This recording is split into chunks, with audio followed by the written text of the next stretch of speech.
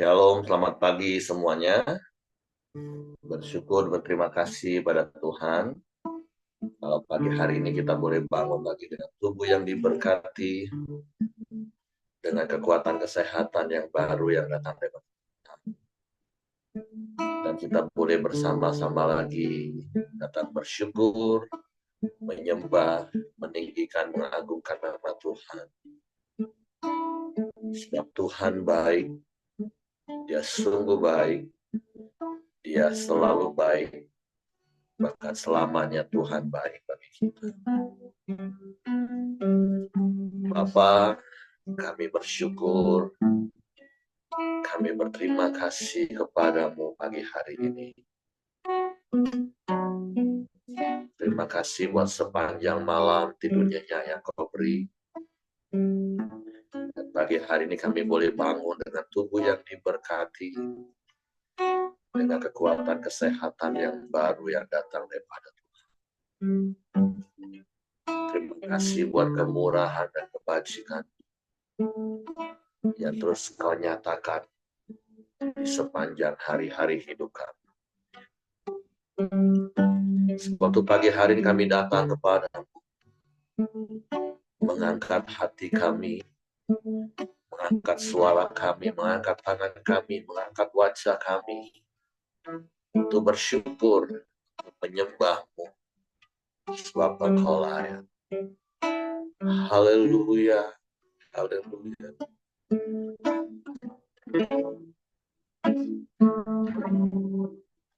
Oleh karena kemurahan Tuhan ada sampai hari ini. Oleh karena kebaikan Tuhan janjimu terjadi bagiku. Oleh karena kemurahan, oleh karena kemurahan Tuhan itu ada sampai hari ini. Amin, amin. Oleh karena kebaikan Tuhan janjimu terjadi bagiku. Sembah Tuhan, ku menangkap aku selamanya, kau ajaib bagiku. Sembah Tuhan, ku menangkap wajahku selamanya, kau hebat bagiku. Oleh karena kemurahan Tuhan itu ada sampai hari ini. Oleh karena kemurahan Tuhan janjimu terjadi bagiku. Sembah Tuhan, ku menangkan tanganku selamanya, kau ajaib bagiku. Sembah Tuhan, ku menangkan wajahku selamanya, kau hebat bagiku. Sembah Tuhan, ku menangkan tanganku selamanya, kau ajaib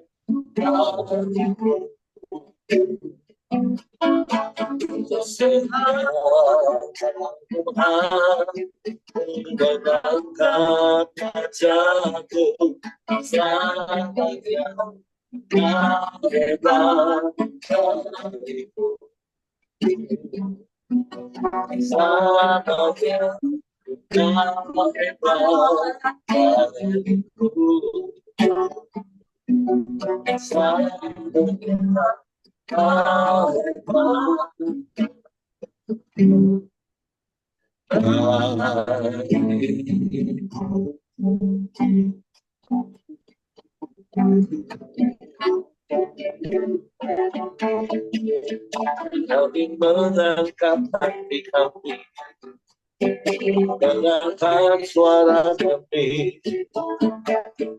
mengangkat wajah kami, memandangmu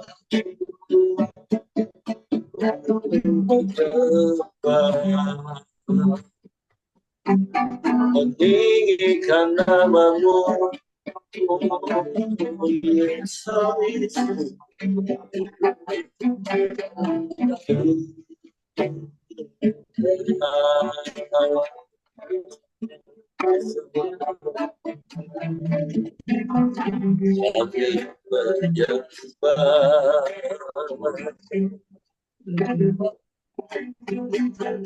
Kami menyembah,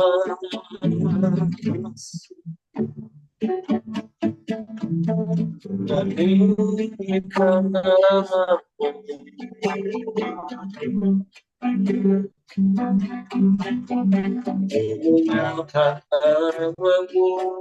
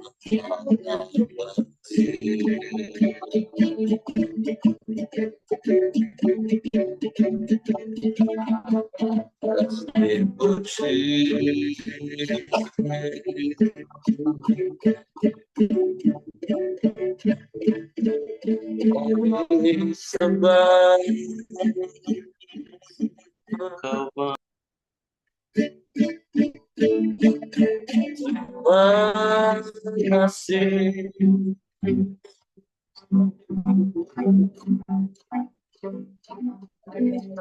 kemurahan lebih dari hidup bagi kami, kemurahan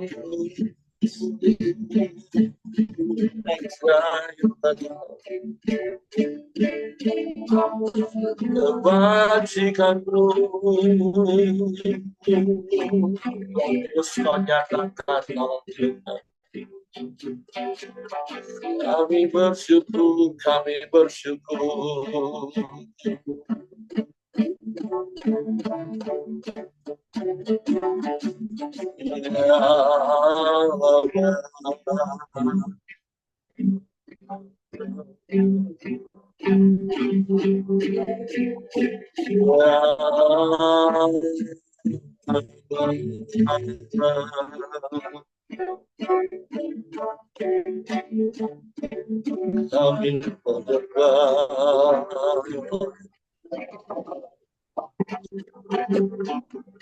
Kami memuji,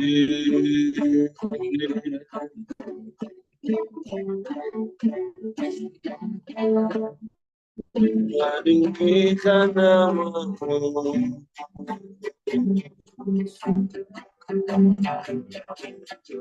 Ya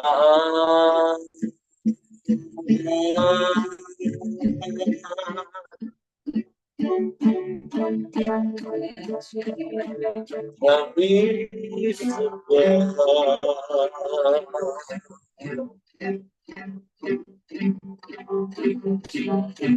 kami sembah,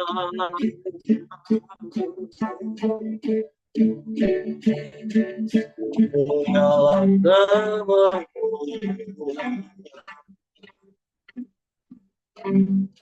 Allah yang ajaib, Allah yang dahsyat, Allah yang hebat, Allah yang luar biasa. Engkau Allah yang sanggup melakukan segala perkara, tiada yang mustahil bagi.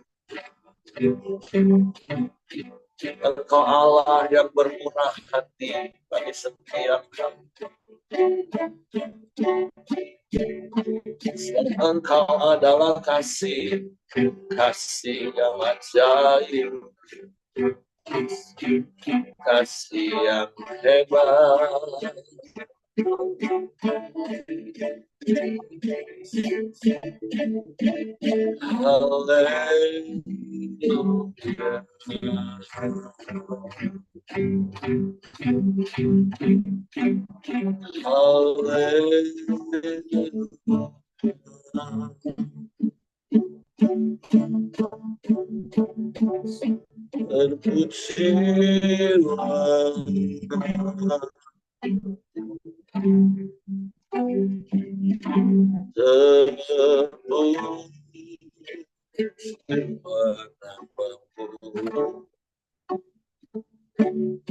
Sebab hanya kepadamu hati kami percaya.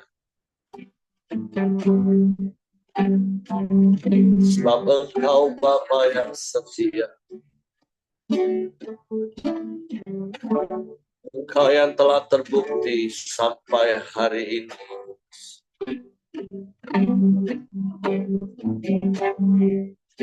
Engkau Bapa yang mengasihi.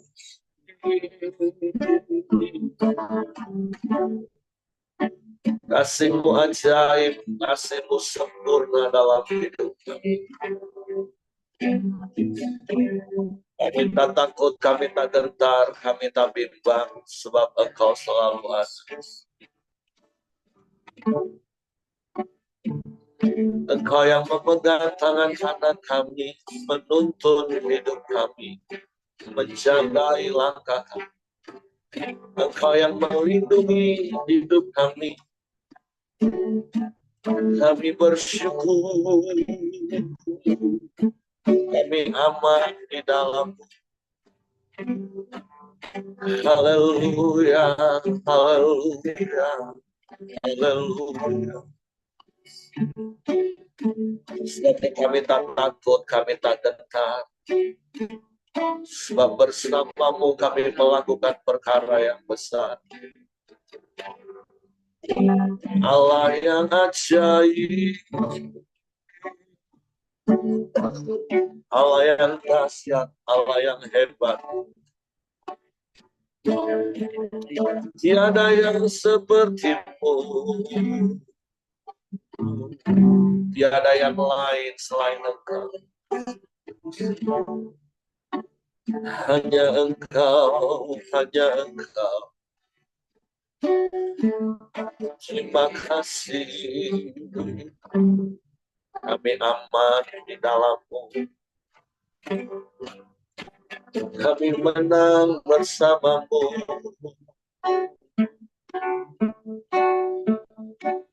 Sebab itu kami mau terus tinggal di dalam-Mu, menikmati kasih-Mu, menikmati kuasa-Mu. Sebab Engkau Allah yang setia bersama kami. Kami bersyukur, kami bersyukur. Terima kasih. Kami ada hari ini semua karena kemurahan-Mu, Tuhan.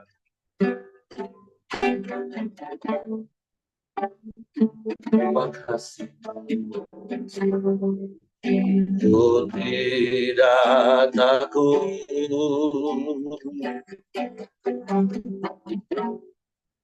sebab Kau bersamaku.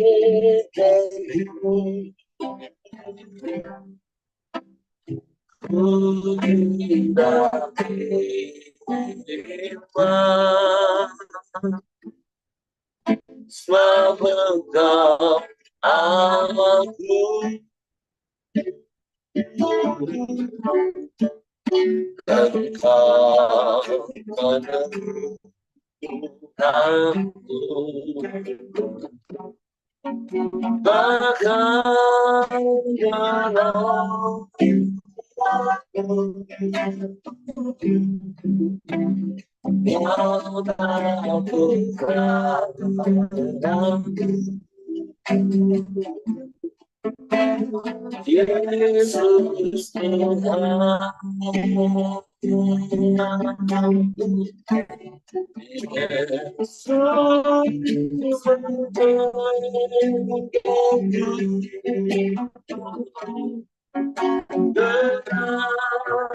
tak pernah.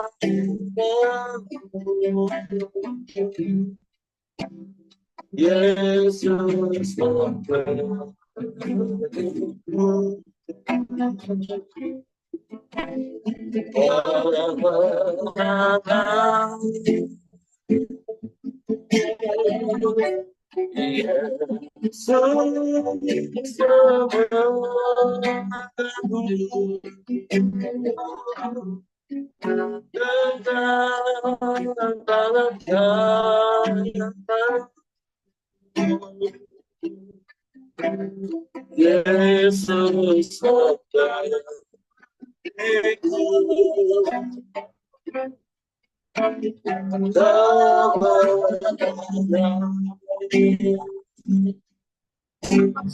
Yesus takut tidak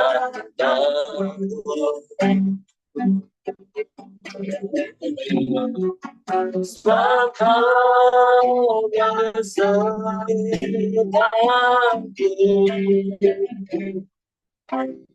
Ku tidak bimbang, sebab Engkau Allahku.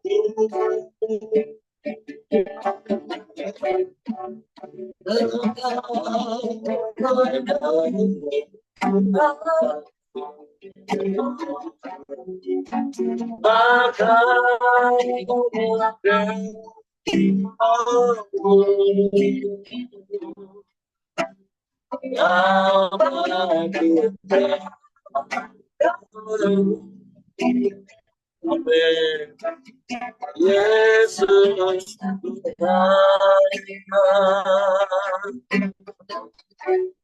Yesus memberkati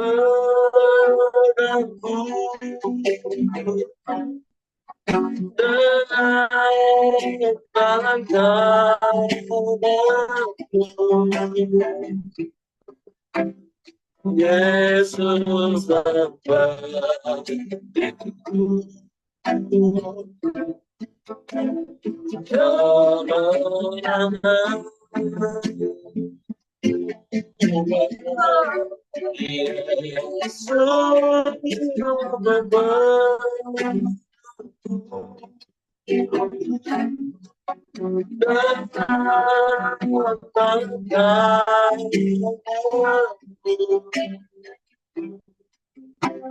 Yesus diriku.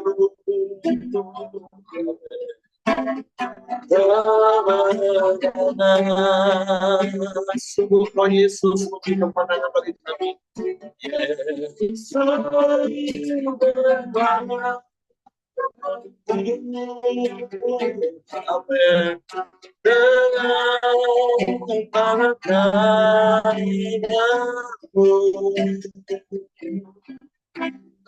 Yesus diriku. Kemenangan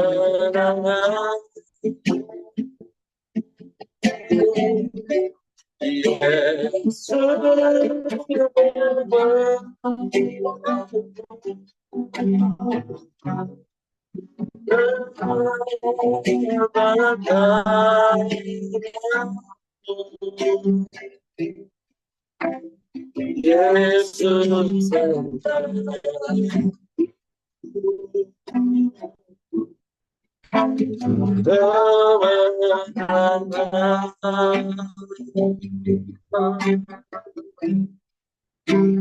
Yesus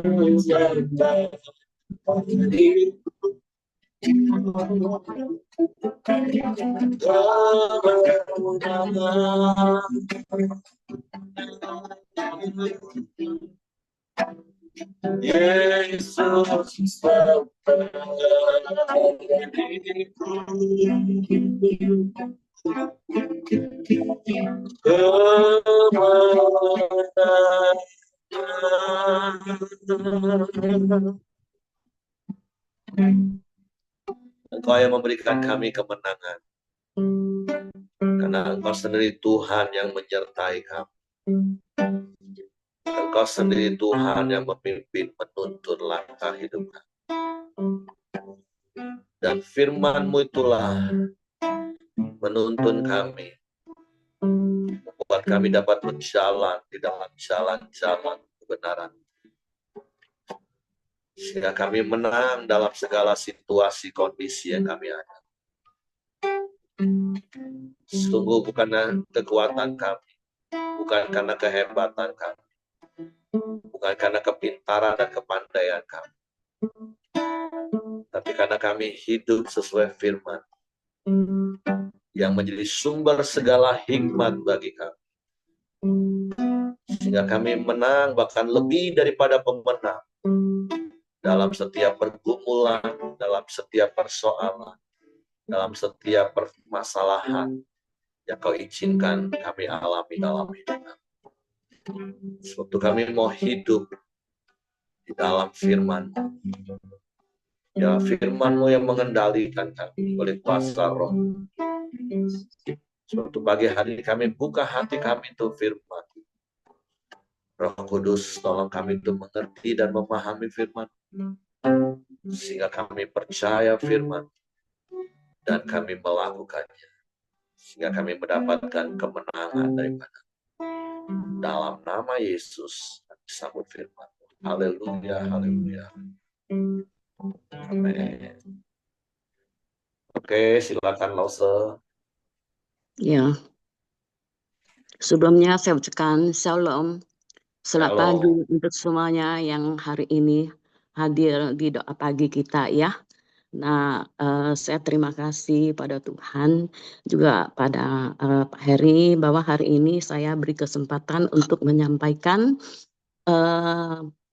firman ya dari Amsal 19. Ya, jadi saya bacakan terlebih dahulu Amsal 19. Lebih baik seorang miskin yang bersih kelakuannya daripada seorang yang serong bibirnya lagi bebal. 2. Tanpa pengetahuan kerajinan pun tidak baik. Orang yang tergesa-gesa akan salah langkah. 3. Kebodohan menyesatkan jalan orang, lalu gusarlah hatinya terhadap Tuhan. 4. Kekayaan menambahkan banyak sahabat, tetapi orang miskin ditinggal sahabatnya. 5. Saksi dusta tidak akan luput dari hukuman. Orang yang menyembur-nyemburkan kebohongan tidak akan terhindar. 6. Banyak orang yang mengambil hati orang dermawan. Setiap orang bersahabat dengan si pemberi. 7. Orang miskin dibenci orang miskin dibenci oleh semua saudara. Apalagi sahabat-sahabatnya, mereka menjauhi dia. Ia mengejar mereka, memanggil mereka, tetapi mereka tidak ada lagi. 8. Siapa memperoleh akal budi, mengasihi dirinya, siapa berpegang pada pengertian, mendapatkan kebahagiaan. 9. Saksi dusta tidak akan luput dari hukuman. Orang yang menyemburkan kebodohan akan binasa. 10. Kemewahan tidak layak bagi orang bebal, apalagi bagi seorang budak memerintah pembesar. 11. Akal budi membuat seorang panjang sabar, dan orang itu dipuji karena memaafkan pelanggaran. 12. Kemarahan raja adalah seperti ruang singa muda, tetapi kebaikannya seperti embun yang turun dari atas rumput. Anak bebal adalah bencana bagi ayahnya, dan pertengkaran seorang istri adalah seperti rintis yang tidak henti-hentinya menitik. 14. Rumah dan harta adalah warisan nenek moyang, tetapi istri yang berakal budi adalah kerunian Tuhan. 15. Kemalasan mendapatkan tidur nyenyak, dan orang yang lamban akan menderita lapar. 16. Siapa yang memegang pada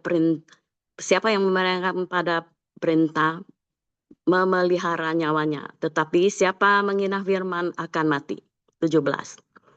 Siapa menaruh belas kasihan kepada orang yang lemah, memiutangi Tuhan yang akan membalas perbuatannya itu. 18. Hajarlah anaknya selama ada harapan, tetapi jangan engkau mengingat kematian. 19. Orang yang sangat cepat marah akan kena denda. Karena jika engkau hendak menolongnya, engkau hanya menambahkan marahnya. Dengarkanlah nasihat dan terima dirinya, supaya engkau menjadi bijak di masa depan. 21. Banyaklah rencana di hati manusia, tetapi keputusan Tuhanlah yang melaksanakan. 22. Sifat yang diinginkan pada seseorang ialah kesetiaannya. Lebih baik orang miskin daripada seorang pembohong. 23. Takut akan Allah mendapatkan hidup. Maka orang bermalam dengan puas tanpa ditimpa malapetaka. 24. Si pemalas mencelup tangannya ke dalam pinggang, tetapi tidak juga membalikannya ke mulut. Jikalau 25. Jikalau si pencemooh kau pukul berulang orang yang tak berpengalaman menjadi bijak. Jika orang yang berpengertian ditegur, ia menjadi insaf. 26. Anak yang menghina ayahnya atau mengusir ibunya, memburu dan memalukan diri. 27. Hai anakku, jangan lagi mendengarkan didikan kalau engkau menimpang juga dengan perkataan yang diberi pengetahuan. 28. Saksi yang tidak berguna mencemoohkan hukum, dan mulut orang fasik menelan dusta.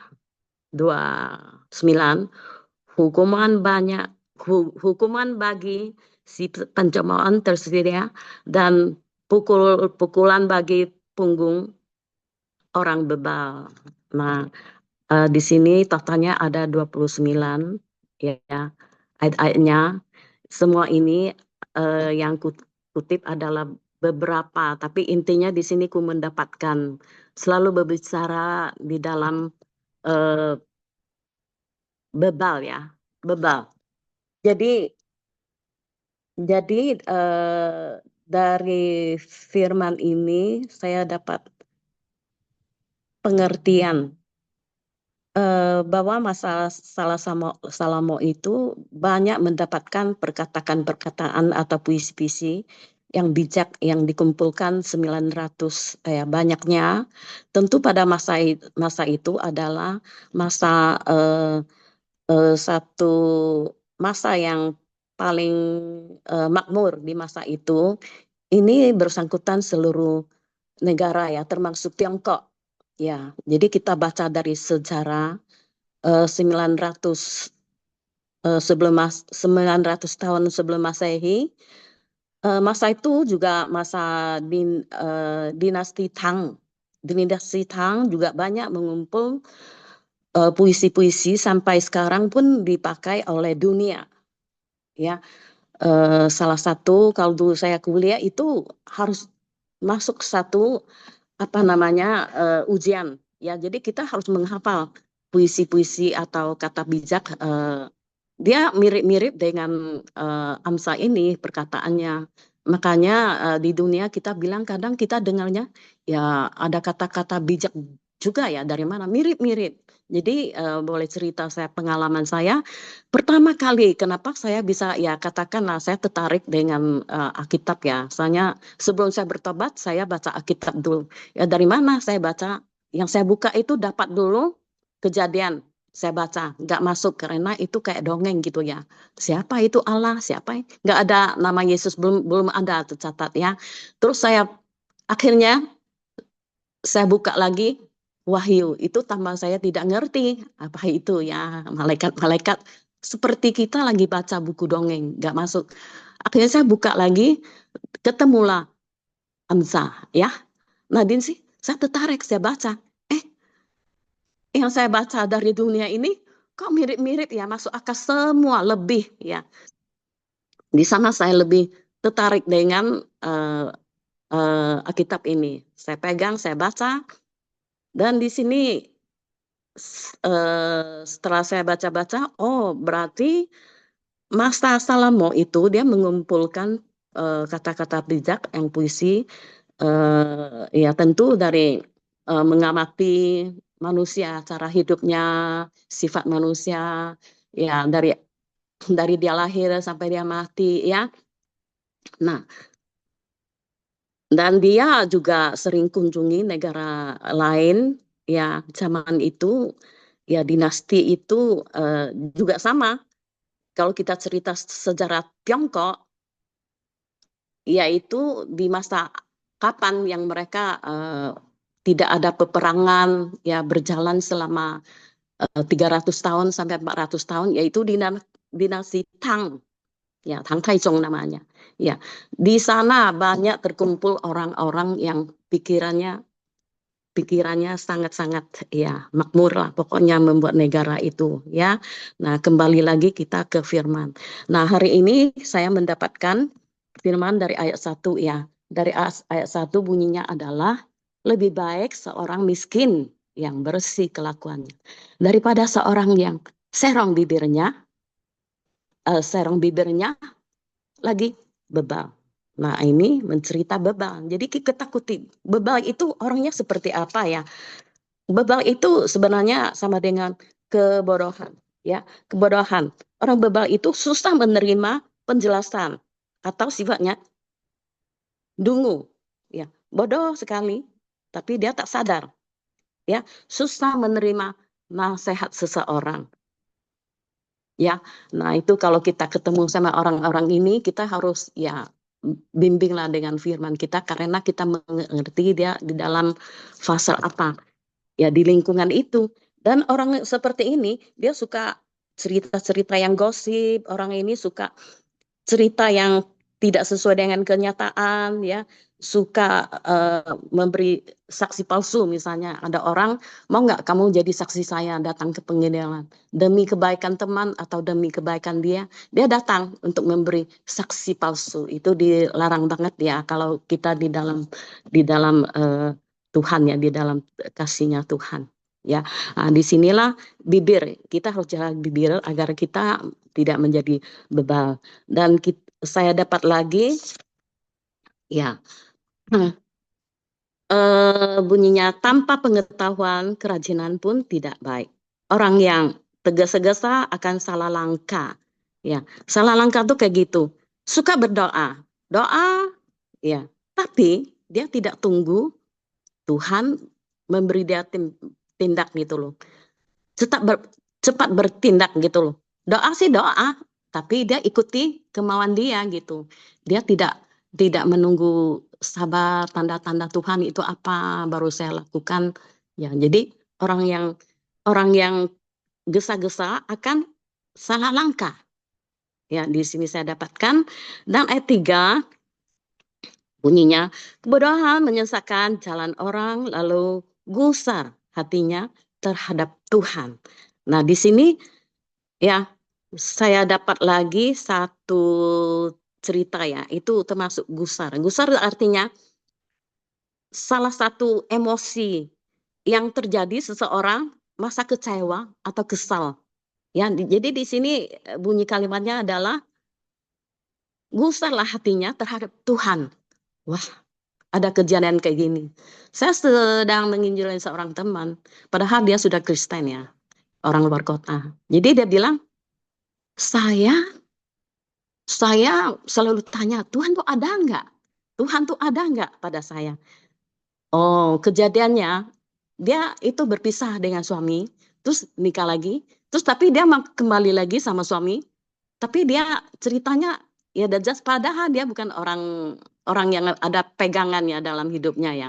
Dia punya usaha, ada apa namanya, ada usaha kos, ya, ada usaha rumah makan Jambi. Tapi dia memandang sebentar, kamu di mana? Palembang. Kamu di mana? Di Jambi. Kamu di mana? Di Jakarta.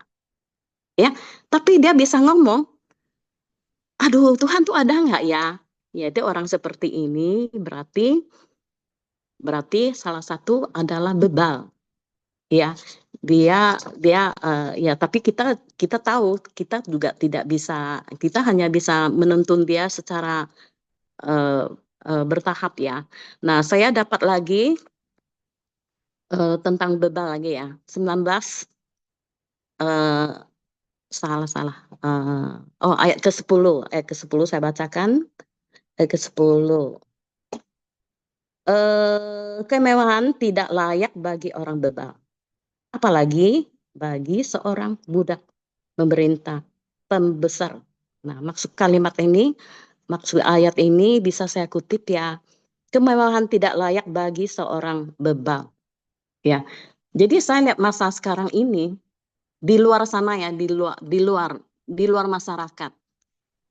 Ya, di sini banyak kan kalian lihat ada grup-grup ibu-ibu, ya.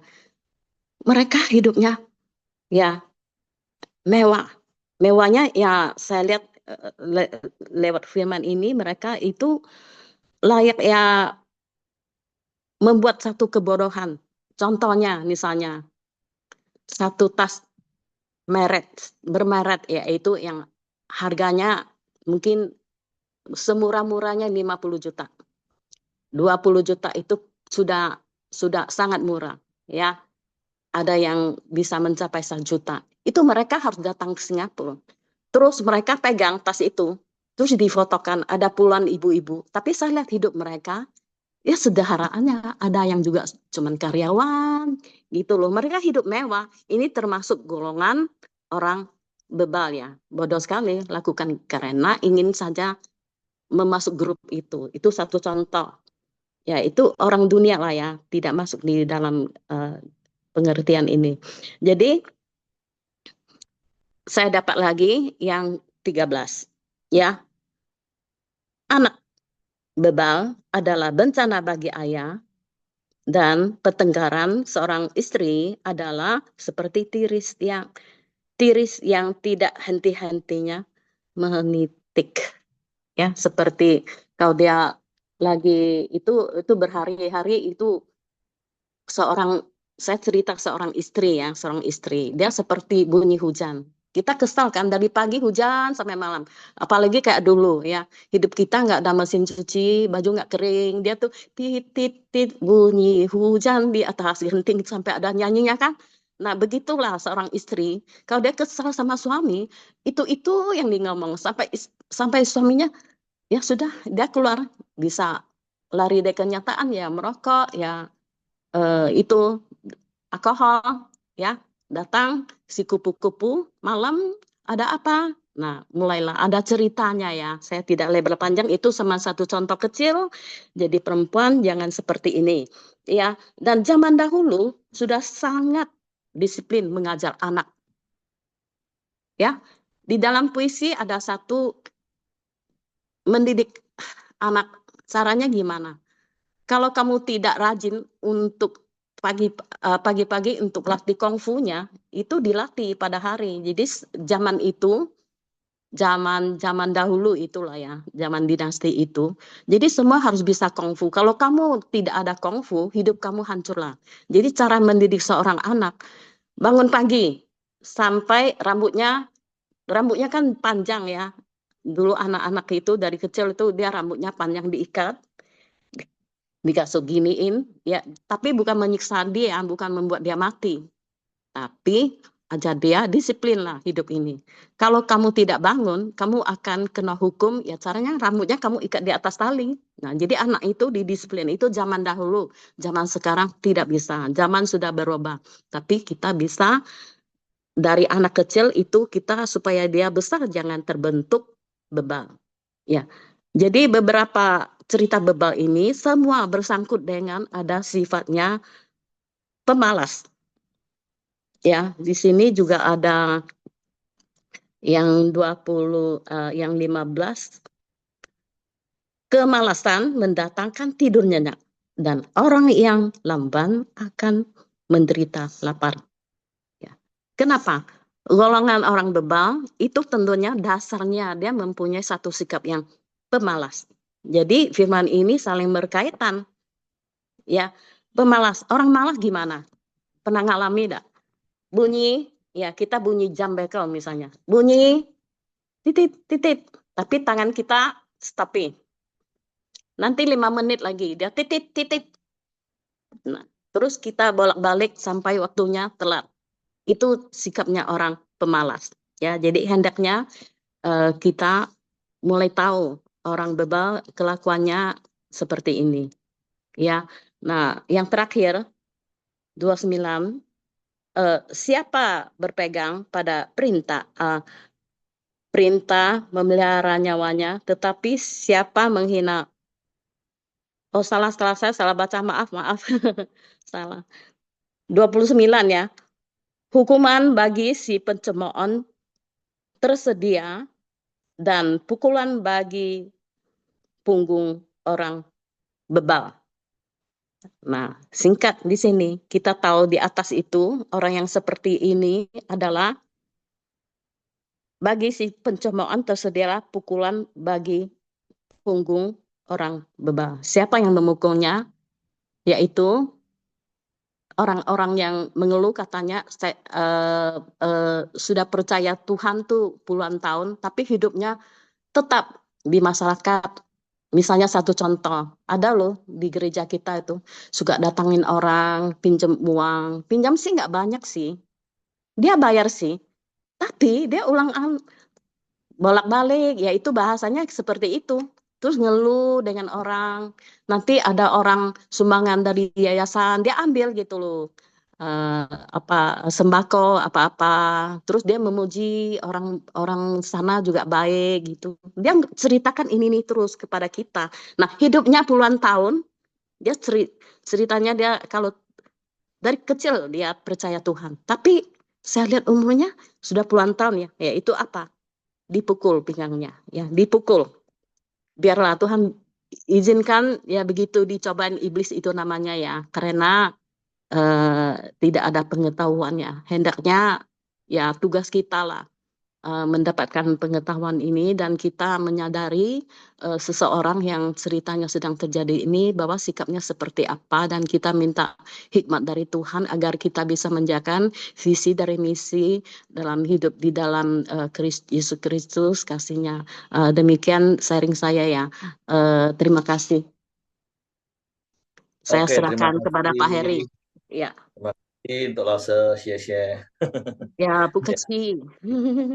jadi secara khusus hari ini yang disorotin oleh Lause adalah tentang orang bebal, yang tentunya ini menjadi nasihat bagi kita, jangan sampai kita menjadi bebal. Nah, salah satu hal yang kadang membuat kita bebal itu ya seperti Amsal kemarin, pasal 18 ayat 1, itu orang yang suka menyendiri atau memisahkan diri lebih tepatnya.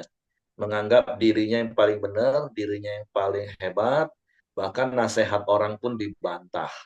Nah, itu orang bebal yang seperti beberapa waktu yang lalu kita juga belajar, wah, jangan sampai kita jadi orang bebal. Kalau dalam artian bebal seperti orang dunia, memang mereka nggak ngerti tentang Tuhan. Mereka ngomong memang Tuhan itu nggak ada, semua kebenaran itu apa kata dia, itu orang dunia kan. Tapi jangan sampai kita yang menamakan diri anak Allah, pengikut Kristus, tapi kita berlaku bebal seperti apa yang tadi Lause sampaikan. Nah, tentu selain dari tentang kebebalan, ya tentu sepanjang pasal 19 ini ada banyak hal yang Bapak Ibu bisa belajar untuk memberi pencerahan, inspirasi. Ya, saya justru tergelitik dengan apa yang Lause tadi sampaikan sebelum dia percaya Yesus. Wah, keren kan bacanya kita Kejadian, ya pusing lah orang Kristen yang sudah puluhan tahun aja bisa pusing baca kita Kejadian, apalagi terus Wahyu. Memang seorang guru kan belajar, tapi hebatnya Tuhan punya banyak cara. Ketika baca Amsal, ngalami Tuhan. Nah, yang lebih menarik lagi tadi, Anna Lose bilang, karena pengalaman dia belajar kuliah sastra dan budaya China, nah banyak syair, banyak ini yang ditulis di tahun. Nah, tadi perhatikan Bapak Ibu ya, kalau Bapak Ibu nanti juga searching di Google, Salomo itu hidupnya juga di antara tahun 1015 sampai 975 sebelum Masehi. Nah, jadi kalau sebelum Masehi itu kan memang dari besar ke kecil kan Bapak Ibu mundur. Jadi dekat-dekatan dengan dinasti Tang tadi. Dan kalau kita baca di 1 Raja-Raja pasal 4 ayat 30 sampai 32 ya. Karena kan Amsal yang ada di kanonisasi di Alkitab ini kan cuma 31 pasal. Itu paling cuma berapa ratus ayat. Bahkan mungkin ya ribu lah. Tapi kalau kita baca di 1 Raja-Raja, ini Alkitab menjelaskan. Tadi sepintas terpikir, jangan-jangan semua sastra China itu juga asalnya dari Salomo. Makanya kenapa Allah tadi ngomong kok ada mirip-mirip sama ya. Perhatikan 1 Raja-Raja 4. Inilah gunanya kita belajar Bapak Ibu. Segala hikmat Salomo melebihi hikmat Bani Timur. Nah, siapa itu Bani Timur? Orang-orang dari Timur, termasuk dari China itu. Dan melebihi segala hikmat orang Mesir. Ia lebih bijaksana daripada semua orang daripada Etan, orang Esrahi itu, dan daripada Heman, Kalkol, dan Darda, anak-anak Mahol. Sebab itu ia mendapat nama di antara segala bangsa sekelilingnya. Ayat 32. Ia menggubah 3.000 amsal. Bukan cuman seperti yang kita punya loh Bapak Ibu. Dan nyanyiannya ada 1.005. Dan kita tahu di zaman Salomo, firman Tuhan mencatat, begitu banyak orang yang datang kepada Salomo untuk belajar hikmat. Jadi ya kemungkinan besar sepintas tadi terpikir, ya, Tuhan ingatkan. Jangan-jangan semua sastra yang ada di China dan juga di negara-negara lain, kalau itu bersumber dari tahun-tahun sebelum Masehi antara 1015 sampai 975, itu semua berasal dari Amsal Salomo. Jadi bayanginlah orang zaman itu, dan sampai sekarang aja turun-temurun di China itu masih dipakai sastra itu. Dan itu kan apa ya? Pandangan, penilaian, pengamatan dari hidup manusia. Ini kan Amsal. Jadi masa kita yang juga punya kitab Amsal, kita nggak mau praktek, dan kita nggak mau turunkan kepada keturunan-keturunan. Supaya apa? Ya supaya kita jadi orang yang bijak. Jadi mari Bapak Ibu, saya mendorong kita baca firman. Saya kalau dengan jiwa-jiwa baru, saya selalu sarankan baca ini. Mazmur dan Amsal. Nah, kalau bicara tentang iman Kristennya, saya akan sarankan baca Injil Yohanes. Saya akan selalu ajarkan 3 kitab ini. Jadi, kalau yang baru-baru, jangankan yang baru seperti saya katakan tadi. Sampai hari ini saya temukan orang Kristen yang puluhan tahun, kenapa nggak mau baca Alkitab? Karena caranya salah. Dia dari kejadian. Wah, semangat sih kisah yang mungkin sebagian kalau seperti Lause tadi katakan, kalau orang yang nggak percaya Yesus dianggap dongeng. Kisah-kisah itu kan. Tapi giliran begitu masuk ke kitab imamat, wah itu udah mulai KO semua itu orang. Karena itu mulai angka, ukuran, nah nanti masuk ditawari, aduh tambah pusing, makanya nggak ada orang yang berhenti. Makanya saya selalu sarankan, ajarkan, tapi kan kalau Bapak Ibu kan sudah senior, udah taat, ikutin koram Deo, pasal per pasal.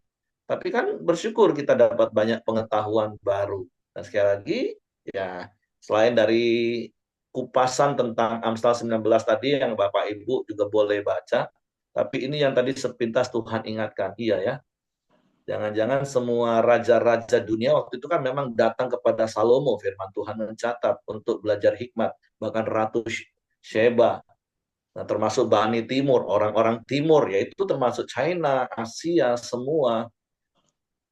Kan kalau kita hanya lihat Alkitab tersendiri, kan sejarah Alkitab itu sudah Timur Tengah, tapi di zaman, di era yang sama, dunia ini kan juga sudah punya kerajaan-kerajaan masing-masing, Bapak Ibu. Jadi bagi saya pribadi, saya semakin diteguhkan, wow, keren ternyata Alkitab ini. Keren Tuhan kita. Bahkan sejak waktu itu pun, sebelum di kanon pun sudah jadi berkat. Dan mungkin ya dari 3.000 Amsal, ada nyanyian 1.005 tadi, itu tadi ya kececer-cecer, dibawa oleh Bani Timur, berkas-berkasnya, utusan-utusan mungkin dari dinasti Tang tadi, sehingga itu ditulis, karena itu memang benar-benar apa ya, mengajar, menjadi hikmat bagi hidup di dalam dunia ini. Jadi mari bersyukur engkau percaya Yesus, bersyukur engkau punya Alkitab di tangan, firman Tuhan itu. Jadi jangan dianggurin Bapak Ibu, dibaca, direnungkan, dan dilakukan. Maka engkau akan mengalami hidup yang berkemenangan. Oke, terima kasih Lause buat pencerahannya secara pribadi bagi saya tentang dinasti Tang tadi. Tapi firman Tuhan jauh lebih lengkap mengingatkan kita. Oke, silakan. Mari kita masuk dalam doa. Silakan Pak Yosi ya. Nanti ditutup sama Lause. Mari kita doa sepakat pada pagi hari ini. Bapa di dalam surga, kami mau bersyukur untuk firman Tuhan yang boleh kami renungkan pada pagi hari ini ya Bapa, supaya kami terus mau belajar hikmat Tuhan, belajar hikmat Amsal, supaya kami semakin percaya kepada Engkau ya Tuhan. Kami selalu mau bersyukur yang boleh juga mengajarkan kami bagaimana kami boleh mendidik, kami boleh bersikap menghormati pasangan hidup kami. Kami boleh mengasihi anak-anak kami ya Bapa dan mendidik anak-anak kami untuk takut akan Tuhan. Kami bersyukur juga untuk Lause Ross yang sudah menyampaikan kebenaran firman Tuhan. Tuhan, Engkau berkati di dalam setiap langkah hidup Lause. Engkau berkati pekerjaannya, biar dengan hikmat Tuhan dia juga boleh menjadi saksi dimanapun dia berada untuk memberitakan, untuk menyampaikan hikmat-hikmat Tuhan dan apa yang boleh dia terima dari Engkau ya Bapa. Bapa di surga, kami juga teringat untuk saudara-saudara kami yang saat ini yang sedang mengalami sakit. Kami berdoa juga untuk saudara kami Hendri Priyatna yang saat ini sedang mengalami sakit perut dan BAB ya Bapa, yang BAB sampai mengeluarkan darah. Kami berdoa di dalam nama Tuhan Yesus, Tuhan yang boleh menjamah segala sakit penyakitnya, Tuhan yang boleh menyembuhkan dan memulihkan ya Bapa. Kami berdoa juga untuk semua usaha-usaha medis yang sudah dilakukan, supaya itu boleh menghasilkan hasil yang terbaik ya Bapa. Engkau berkati juga semua orang-orang medis yang boleh Engkau pakai Bapa untuk memberikan pengobatan yang terbaik. Kami juga teringat untuk saudari kami, Ibu Julastri, keluarga dari Ibu Mirianti, yang sedang menjalani kemoterapi ya Bapa. Kami berdoa di dalam nama Tuhan Yesus, dengan bilur-bilur Tuhan yang mampu menyembuhkan ya Bapa, segala kanker yang sedang dialami. Biarlah proses kemoterapi ini Bapa boleh berjalan, boleh memberikan dampak kepada kesehatannya ya Bapa. Kau juga pakai semua medisme yang boleh bekerja dengan berkat daripada Engkau. Kami juga teringat ya Bapak dengan saudara kami Ibu Dorcas yang juga menjalani terapi kemoterapi ya Bapak. Kami berdoa di dalam nama Tuhan Yesus dengan bilur-bilur-Mu ya Bapak yang mampu menyembuhkan dan memulihkan. Berikan kesehatan, berikan iman keyakinan bahwa Tuhan yang selalu berada, Tuhan yang selalu bersama-sama dengan mereka ya Bapak di dalam segala susah dan segala sakit penyakit. Kami berdoa juga Bapak untuk rencana Natal di Pelita Muara Bungo pada tanggal 8 Desember nanti ya Bapak. Kami berdoa Tuhan yang boleh ikut campur di dalam setiap rencana-rencana persiapan ya Bapak. Kami berdoa juga untuk pembicara Bapak Anton Liawis yang akan berbicara nanti. Tuhan, Kau tetap jaga hamba-Mu ini agar pada waktunya ya boleh menyampaikan kebenaran firman Tuhan dan banyak orang yang boleh mengenal Engkau. Bapa di surga, kami juga mau berdoa untuk bangsa dan negara kami. Kami bersyukur karena pesta pemilihan dari kepala daerah boleh berlangsung. Kami percaya bahwa siapapun yang terpilih itu adalah campur tangan Tuhan. Itu adalah Tuhan yang boleh memilih ya Bapak. Kami juga mau berdoa supaya di mana tempat-tempat yang masih ada perselisihan, Tuhan Engkau tetap jamah bangsa kami ini, Engkau tetap pimpin bangsa ini, jauhkan dari segala keributan, dari kekacauan ya Bapak. Bapak di surga, kami mau berdoa juga untuk pemimpin negara kami, ya mulai dari bupati, gubernur, sampai kepada kepala negara. Tuhan Kau berkati mereka supaya boleh memimpin bangsa dan negara kami ini dengan didasarkan takut akan Tuhan. Demikian juga kami mau berdoa juga untuk semua hamba-hamba Tuhan ya Bapak, baik yang ada di Pelita maupun di manapun mereka berada, supaya Tuhan tetap memberkati mereka, supaya mereka terus mau memberitakan kabar baik, menyampaikan keselamatan yang berasal daripada Engkau ya Bapak. Pak Ibu, mari kita sama-sama kita berdoa Bapa kami. Bapa kami yang di surga, dikuduskanlah namamu, datanglah kerajaan-Mu, jadilah kehendak-Mu di bumi seperti di surga. Berikanlah kami pada hari ini makanan kami yang secukupnya, dan ampunilah kami akan kesalahan kami, seperti kami juga mengampuni orang yang bersalah kepada kami. Dan janganlah membawa kami ke dalam pencobaan, tetapi lepaskanlah kami daripada yang jahat. Karena Engkaulah yang punya kerajaan dan kuasa dan kemuliaan sampai selama-lamanya.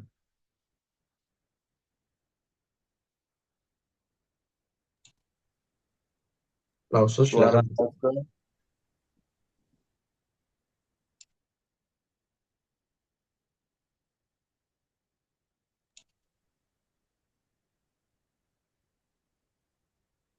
Suara Lausus masih di mute.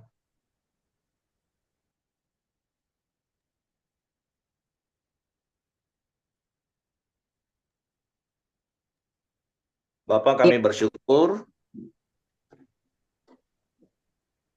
Oke, silakan langsung pimpin tutup doa. Ya, Bapak kami bersyukur bahwa hari ini kami semuanya berbadan sehat yang boleh datang ke hadapan-Mu ya Tuhan. Kami rindu ya Tuhan. Lebih dalam lagi ya Tuhan kami mendapatkan hikmat dari Tuhan, agar kami dapat menjalankan bahwa hidup ini adalah melayani Tuhan, dan kami mengerti tentang visi dan misi kami di dalam Engkau ya Tuhan, untuk setiap hari selalu baru. Terima kasih Tuhan, dalam nama Tuhan Yesus saya berdoa, haleluya, amin. Amin. Bisa doain buat Ama Alian nggak ya? Tadi ada di dalam pokok doa, hari ini akan tindakan. Siapa? Oh ya, Ama Alian. Oke. Oh, Mama Alien. Tindakan apa ya? Mama Alien. Siapa? Peranakan ya? Operasi ya hari ini ya? Ya. Rencananya ya, tapi saya mesti tanya Rita. Tadi ada di dalam. Atau perlu kita kunjungi? Iya, bantu doa aja.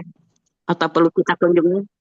Iya, siapa yang doa? Ada operasi pemotongan peranaan. Peranaannya itu keluar, jadi harus dioperasi. Oke. Jadi rumah sakit mana, Ceh? Bayangkara. Sudah di apa kok di rumah sakit. Oke. Bapak Heri yang mendoa. Oke, kita doa yuk. Yuk. Bapak, kami berdoa bersepakat pagi hari ini untuk rencana tindakan operasi untuk Ama Alien. Tuhan, kami berdoa di dalam nama Yesus, Engkau turut bekerja, Engkau campur tangan di dalam seluruh proses ini. Semua berjalan baik karena Engkau pimpin tim medis, para dokter yang melaksanakan operasi ini. Dan kami juga berdoa ada damai sejahtera melampaui segala akal, menguasai hati dan pikiran Ama Alien, sehingga hatinya tenang dan dia percaya, karena itulah letak kekuatannya. Kami berdoa di dalam nama Yesus Tuhan beracara dan bekerja melalui proses ini, ada kekuatan kesehatan yang sempurna bagi Ama Alien. Dalam nama Yesus. Haleluya. Amin. Oke. Ya. Jam berapa operasi, Celita? Belum tahu, Pak. Pokok pagi ini kalau bisa. Tindakannya pagi ini, tapi belum tahu jamnya berapa, jam berapa. Oke, nanti infoin aja ya. Iya, Pak. Terima kasih, Pak ya doanya. Oke. Yuk, semangat pagi Bapak Ibu, selamat beraktivitas. Tuhan